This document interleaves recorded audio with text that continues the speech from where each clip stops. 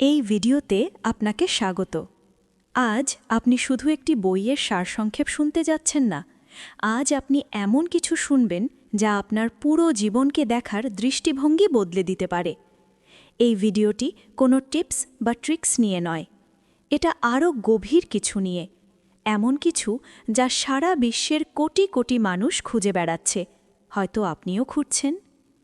যদি আমি আপনাকে বলি একটি জাপানি শব্দ আছে যার ভেতরে লুকিয়ে আছে দীর্ঘ, সুখী ও অর্থপূর্ণ জীবনের রহস্য, আর যদি বলি এই শব্দটি শুধু একটি শব্দ নয়, এটা একটি জীবনধারা, প্রতিদিন সকালে শান্তি, শক্তি ও স্পষ্টতা নিয়ে জেগে ওঠার একটি উপায়, এই শব্দটির নাম হল ইকিগাই। শুরু করার আগে আমি আপনাকে একটি কথা বলতে চাই। হ্যাঁ, এই ভিডিওটি একটু লম্বা হতে পারে, কারণ আমি তাড়াহুড়ো করতে চাই না। আমি সব কিছু এমনভাবে ব্যাখ্যা করব যাতে আপনি যদি একেবারে প্রথমবারও শুনে থাকেন, এমনকি আপনি ধীরে ধীরে, পরিষ্কারভাবে এবং গভীরভাবে বুঝতে পারেন। ধাপে ধাপে, শান্তভাবে, স্পষ্টভাবে এবং শক্তিশালীভাবে। বিশ্বাস করুন, যদি আপনি শেষ পর্যন্ত আমার সঙ্গে থাকেন, তাহলে এটি হয়তো আপনার জীবনে দেখার সবচেয়ে অর্থপূর্ণ ভিডিওগুলোর মধ্যে একটি হবে। চলুন তাহলে আমাদের যাত্রা শুরু করি। প্রথম অংশ, জীবনের অর্থ কী। আমি একটি গল্প দিয়ে শুরু করছি। এক সময় জাপানের এক নারী ছিলেন, একজন মা, একজন শিক্ষক, একজন ভালো মানুষ। হঠাৎ করে তিনি কোমায় চলে যান। তার শরীর জীবিত ছিল, কিন্তু তার মন যেন অন্য কোথাও ছিল। ডাক্তাররা নিশ্চিত ছিলেন না তিনি বেঁচে থাকবেন কিনা। তার পরিবার নীরবে তার বিছানার পাশে দাঁড়িয়ে কাঁদছিল। কিন্তু অচেতন অবস্থায় তার সঙ্গে অদ্ভুত একটি ঘটনা ঘটে। তিনি অনুভব করলেন তিনি একটি সম্পূর্ণ সাদা জায়গায় আছেন, নীরব, শান্ত, স্থির। হঠাৎ তিনি একটি কণ্ঠস্বর শোনেন। সেই কণ্ঠ তাকে প্রশ্ন করল, তুমি কে? তিনি ধীরে উত্তর দিলেন, আমি একজন শিক্ষক। কিন্তু কণ্ঠস্বর বলল, আমরা এটা জিজ্ঞেস করিনি তুমি কি করো, আমরা জানতে চেয়েছি তুমি কে। তিনি একটু ভেবে বললেন, আমি 4 সন্তানের মা। কণ্ঠস্বর আবার বলল, এটা তোমার পরিচয়, কিন্তু তুমি কে? তিনি বললেন, আমি জাপানি, আমি বৌদ্ধ, আমি একজন নারী। প্রতিবার কণ্ঠস্বর শুধু বলছিল, এটা তোমার সংস্কৃতি, এটা তোমার ধর্ম, এটা তোমার লিঙ্গ, কিন্তু তুমি আসলে কে? ঠিক সেই মুহূর্তে তিনি একটি গভীর উপলব্ধি করেন। তিনি বুঝতে পারেন তিনি তার পুরো জীবন বিভিন্ন ভূমিকা পালন করে এসেছেন, স্ত্রী, মা, শিক্ষক, নাগরিক, কিন্তু কখনো নিজেকে এই প্রশ্নটি করেননি, এই সব পরিচয় ছাড়া আমি কে? তখন কণ্ঠস্বর বলল, যখন তুমি সত্যিকারের অর্থে জানতে পারবে তুমি কে, তখন তুমি ফিরে যেতে পারবে। আর ঠিক তখনই তিনি জেগে উঠলেন। সবাই তার গল্প বিশ্বাস করেনি, কিন্তু তিনি তাতে কিছুই মনে করেননি, কারণ সেদিন থেকে তিনি তার জীবন ভিন্নভাবে বাঁচতে শুরু করেন। তিনি খুঁজতে শুরু করেন আরও গভীর কিছু, চাকরি নয়, পদবি নয়, রুটিন নয়, বরং একটি কারণ, বেঁচে থাকার কারণ, প্রতিদিন সকালে ঘুম থেকে ওঠার কারণ, খারাপ দিনেও হাসার কারণ, অস্তিত্বের কারণ। এই কারণটিকেই জাপানিরা বলে ইকিগাই। ইকিগাই কি? ইকিগাই একটি সুন্দর জাপানি শব্দ। এর অর্থ বেঁচে থাকার কারণ। সহজভাবে বললে, যে কারণে আপনি প্রতিদিন সকালে ঘুম থেকে ওঠেন। ইকিগাই মানে শুধু টাকা উপার্জন নয়। ইকিগাই মানে শুধু বিখ্যাত হওয়া নয়। ইকিগাই মানে সমাজ আপনাকে কি হতে বলছে সেটাও নয়। ইকিগাই হলো এমন কিছু যা আপনার ভেতরের গভীরে বাস করে, একটি নীরব কণ্ঠ যা বলে, এটাই কারণে আমি এখানে। কেউ তাদের ইকিগাই খুঁজে পায় কাজে, কেউ খুঁজে পায় অন্যদের যত্ন নেওয়ার মধ্যে, কেউ খুঁজে পায় শিল্পে, শিক্ষাদানে, গড়ে তোলায়, খাদ্য উৎপাদনে বা শুধু হাসি ভাগ করার মধ্যে। সবচেয়ে গুরুত্বপূর্ণ বিষয় হল, আমাদের সবারই একটি ইকিগাই আছে। আপনার আছে, আমার আছে, সবাইর আছে। সমস্যা হল আমাদের বেশিরভাগই এটি খুঁজে ভুলে যাই। ইকিগাই খুঁজে পাওয়ার 4টি প্রশ্ন। ইকিগাই খুঁজে পাওয়া যায় 4টি গভীর প্রশ্নের মাধ্যমে। এগুলো এমন প্রশ্ন নয় যার উত্তর আপনি তাড়াহুড়ো করে দেবেন। এগুলো এমন প্রশ্ন যেগুলোর সঙ্গে আপনাকে বসতে হবে, ভাবতে হবে, লিখতে হবে, অনুভব করতে হবে, আর ধীরে ধীরে আপনার আসল সত্তা সামনে আসতে শুরু করবে। প্রশ্ন ১, আপনি কি ভালোবাসেন? এটাই প্রথম এবং সবচেয়ে গুরুত্বপূর্ণ প্রশ্ন। কোন কাজটি আপনার হৃদয়কে জীবন্ত করে তোলে? কোন কাজটি আপনাকে শক্তি দেয়, ক্লান্ত করে না? হয়তো আপনি রান্না করতে ভালোবাসেন, হয়তো গল্প লিখতে ভালোবাসেন, হয়তো মানুষকে সাহায্য করতে ভালোবাসেন, কিছু ঠিক করা, সমস্যা সমাধান করা, নাচা, গাছ পোতা, ভালোবাসা দিয়ে ঘর পরিষ্কার করা, গান গাওয়া বা অন্যের কথা মন দিয়ে শোনা। এটা টাকা নিয়ে নয়, এটা খুশি হওয়া নিয়ে। এটাই ইকিগাইয়ের প্রথম অংশ। খাবারও হারাহাচি বু। ওকিনাওয়াতে মানুষ একটি খুব সহজ নিয়ম মেনে চলে, হারাহাচি বু। এর অর্থ হল পেটের ৮০% ভরলেই খাওয়া বন্ধ করা। তারা কখনো অতিরিক্ত খায় না। অল্প একটু ক্ষুধা থাকতেই তারা থেমে যায়। তারা ধীরে ধীরে খায়, খাবারকে সম্মান করে, কখনো খাবার নষ্ট করে না। তাদের খাবারে থাকে প্রচুর সবজি, টোফু, মিষ্টি আলু, অল্প পরিমাণ মাছ, ভাত, সবুজ চা, মিসো স্যুপ আর সামুদ্রিক শৈবাল। তারা ক্যালোরি গুণে খায় না, তারা সচেতনভাবে খায়। তারা খাবারকে ওষুধের মতো দেখে। পৃথিবীর বেশিরভাগ জায়গায় মানুষ খায় যতক্ষণ না শরীর ভারী লাগে, কিন্তু ওকিনাওয়াতে মানুষ খায় যতক্ষণ না শরীর হালকা লাগে। এই ছোট্ট অভ্যাসটি তাদের দীর্ঘ জীবনের অন্যতম বড় কারণ। তারা ডায়েট করে না, তারা নিজেদের শরীরকে সম্মান করে। দ্বিতীয় রহস্য, চলতে থাকো, এমনকি ৯০ বছর বয়সেও। আধুনিক শহরগুলোতে বয়স্ক মানুষ সারা দিন বসে থাকে, কিন্তু ওকিনাওয়াতে বয়স্করা প্রতিদিন নড়াচড়া করে। তারা হাঁটে, বাগান করে, মেঝে ঝাড়ু দেয়, শরীর টানে, আকাশের দিকে হাত তোলে, রান্না করে, বাজার করে, সেবা করে, অন্যের যত্ন নেয়। নড়াচড়া মানে শুধু জিম বা ব্যায়াম নয়, নড়াচড়া মানে চলমান জীবন। এমনকি তাদের আসবাবপত্র এতে সাহায্য করে। অনেকে মেঝেতে বসে, ফলে প্রতিবার বসা বা ওঠার সময় পা স্বাভাবিকভাবেই প্রসারিত হয়। তারা জিমে যায় না, তবুও তারা তাদের চেয়ে বেশি দিন বাঁচে যারা নিয়মিত জিমে যায়, কারণ তারা থেমে যায় না। ৯৫ বছর বয়সেও তারা ছোট ছোট ধাপে শরীরকে জীবিত রাখে।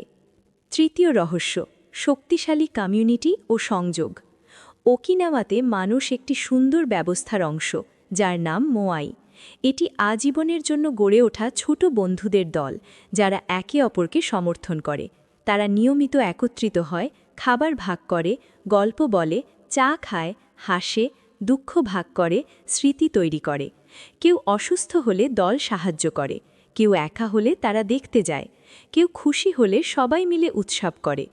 আজকের শহুরে জীবনে মানুষ একা হয়ে যায়, কিন্তু ওকিনাওয়াতে কেউ একা নয়। এই গভীর সংযোগ হৃদয়কে তরুণ রাখে। মানুষ শুধু নিজের জন্য বাঁচে না, একে অপরের জন্য বাঁচে। চতুর্থ রহস্য, এমন উদ্দেশ্য যা কখনো অবসর নেয় না। এটাই আধুনিক জীবন আর ওকিনাওয়ান জীবনের সবচেয়ে বড় পার্থক্য। বেশিরভাগ দেশে মানুষ সারা জীবন কাজ করে অবসর নেওয়ার জন্য, কিন্তু ওকিনাওয়াতে মানুষ কখনো উদ্দেশ্য থেকে অবসর নেয় না। হ্যাঁ, তারা পূর্ণকালীন চাকরি ছাড়তে পারে, কিন্তু তারা ইকিগাই ছাড়ে না। ১০২ বছরের একজন মানুষ এখনও সঙ্গীত বাজায়। ৯৭ বছরের একজন মহিলা এখনও বাগান পরিচর্যা করে। ৮৯ বছরের একজন জেলে এখনও কয়েক ঘন্টার জন্য সমুদ্রে যায়। কেন? কারণ যখন হৃদয়ে উদ্দেশ্য থাকে, শরীরও চলতে থাকে। তারা সপ্তাহান্তের জন্য অপেক্ষা করে না, ছুটির জন্য অপেক্ষা করে না, মুক্ত হওয়ার জন্য অপেক্ষা করে না। তারা ইতিমধ্যেই মুক্ত, কারণ তারা প্রতিদিন যা ভালোবাসে সেটাই করে। উদাহরণ, মিস্টার কামাদা। মিস্টার কামাদা প্রতিদিন সকাল ৬টায় ঘুম থেকে ওঠেন, হাত পা প্রসারিত করেন, হালকা নাশতা করেন, তার ছোট বাগানে হাঁটেন। তিনি ফুল লাগান, সবজির খোঁজ নেন, একজন বন্ধুকে ফোন করে জিজ্ঞেস করেন সে ভালো আছে কিনা, ছোট যন্ত্রপাতি মেরামত করেন, সবুজ চা পান করেন, প্রায়ই হাসেন।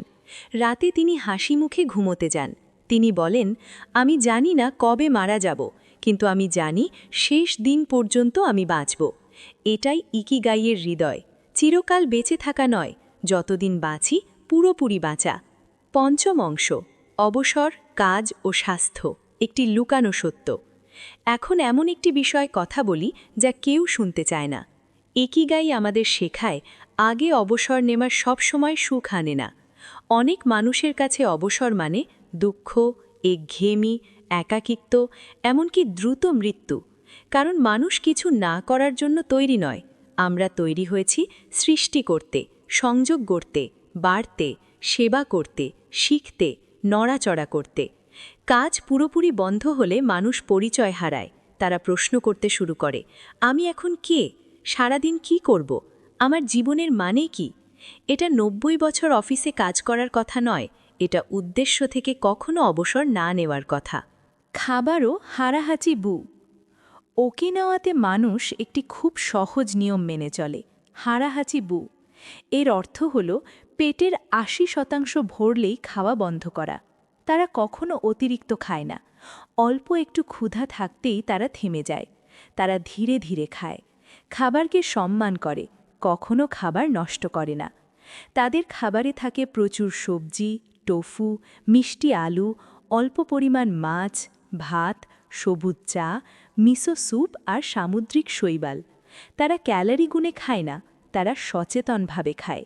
তারা খাবারকে ওষুধের মতো দেখে।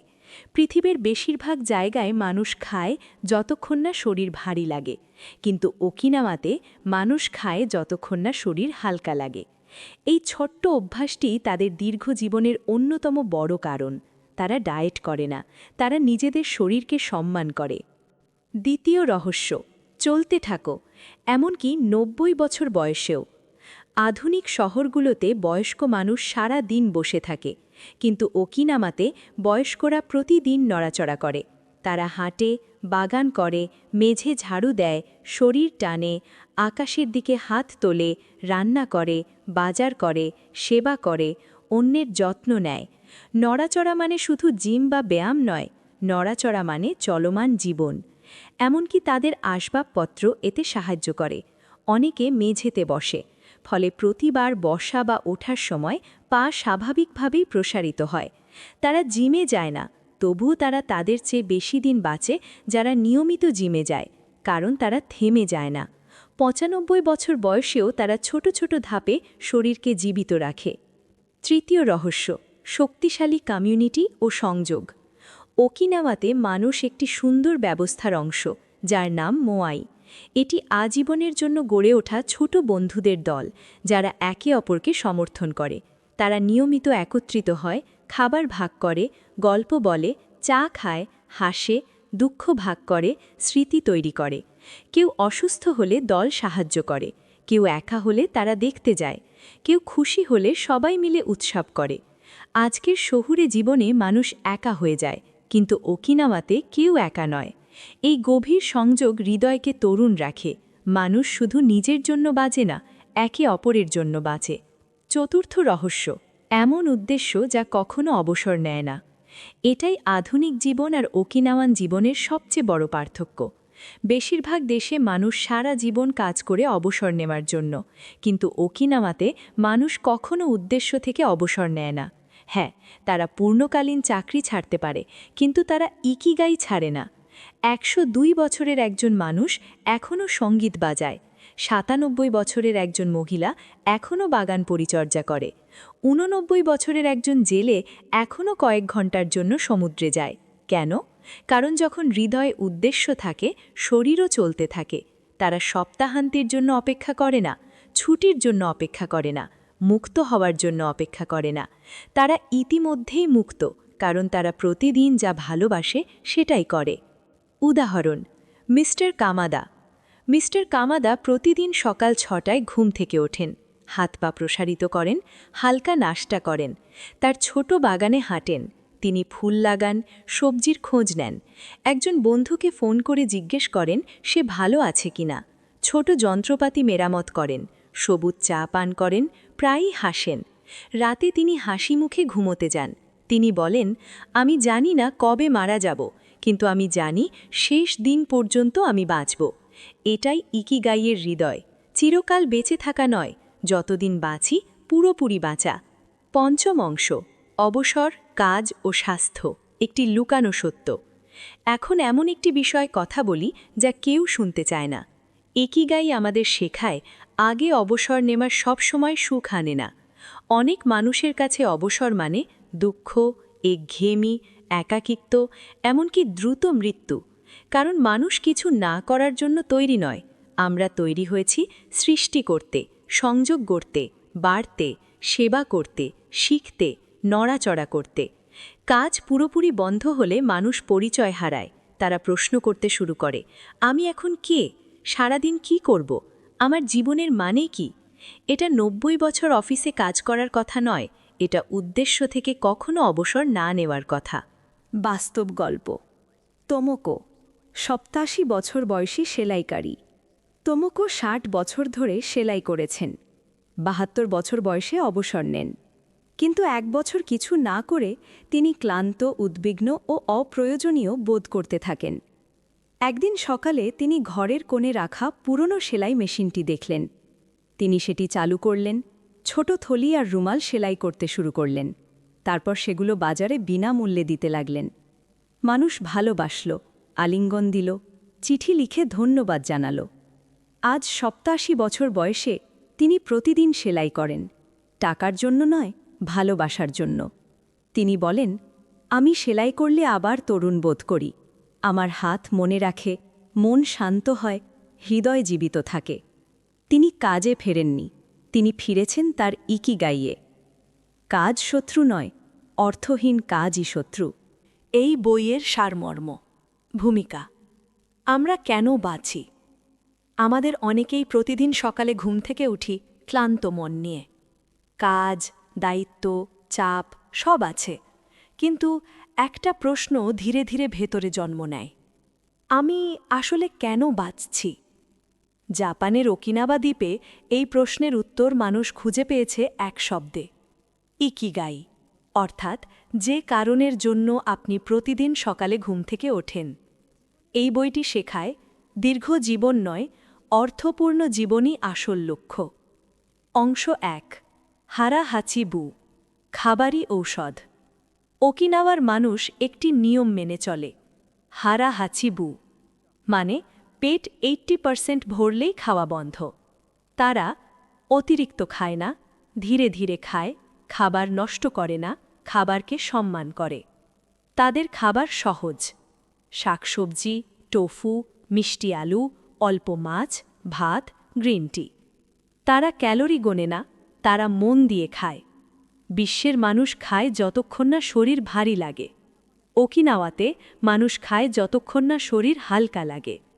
এই ছোট্ট অভ্যাসই তাদের দীর্ঘ জীবনের বড় রহস্য। অংশ ২, চলাফেরা, জিম ছাড়াই সুস্থতা।